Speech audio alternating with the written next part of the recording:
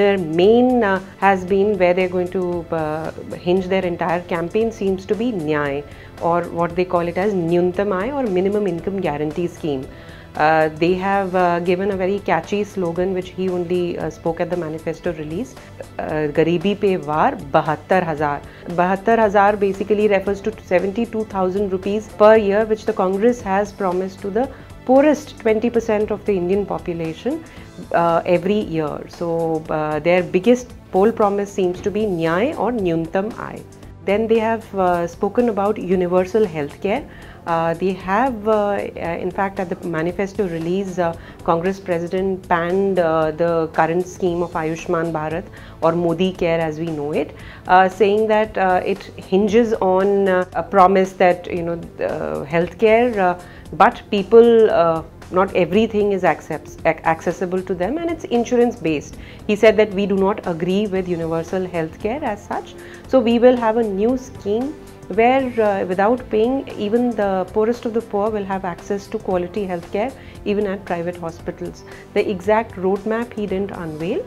Apart from NYAY healthcare, universal healthcare, they have spoken about Kisan budget, which was a big announcement at the manifesto release. Kisan budget, his focus was that we have delivered, and farm loan waivers and in all the states that we have come to power, but today the farmer does not know what exactly is his budget, what is he entitled to. So he said that just like railway budget used to be a separate budget apart from the union budget, now they'll have a Kisan budget or farmers budget where every scheme pertaining to the farmers would be spelled out completely for this thing. So that's another big one from the Congress. Congress has been punching holes into the BJP's way of handling unemployment, and they've said that due to notebandi or demonetization, there have been many crores of jobs that have been lost. P. Chidambaram, former finance minister, even put a figure to it. It was 14 crores. He said that there have been job losses. So the Congress has unveiled its jobs plan. Apart from giving the youth jobs in Gram Sabhas and not just as agricultural laborers, but also people manning their gobar gas plants and other things. They have promised that NREGA or Mahatma Gandhi National Rural Employment Guarantee Scheme, which was earlier a Congress-led UPA government scheme, that there they will increase the number of days, the guaranteed days of employment from 100 to 150.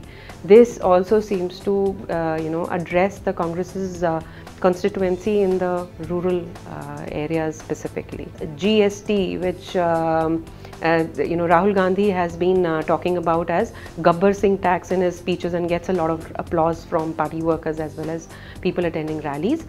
He said that we'll completely turn it around and we'll give you a simple tax which you can understand, and we'll reduce the number of forms to be filled.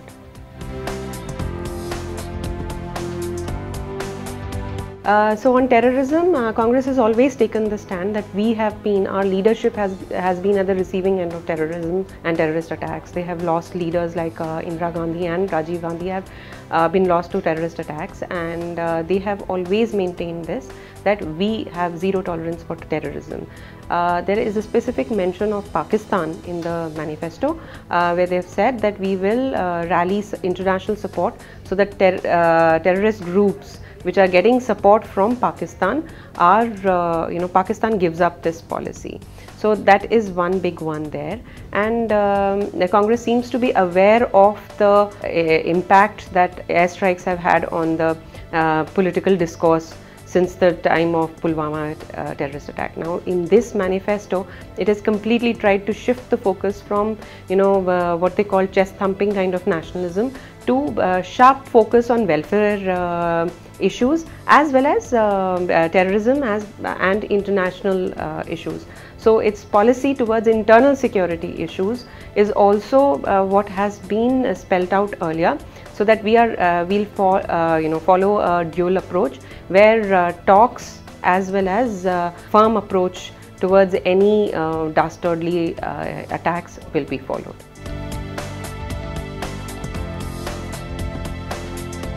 Kashmir, again, Congress has very firm this thing that AFSPA would be, they have spelt it out that they will have 3 interlocutors to converse with groups and hardliners, and they will re-energize the kind of the mechanism that they had, that the NDA government had dismantled.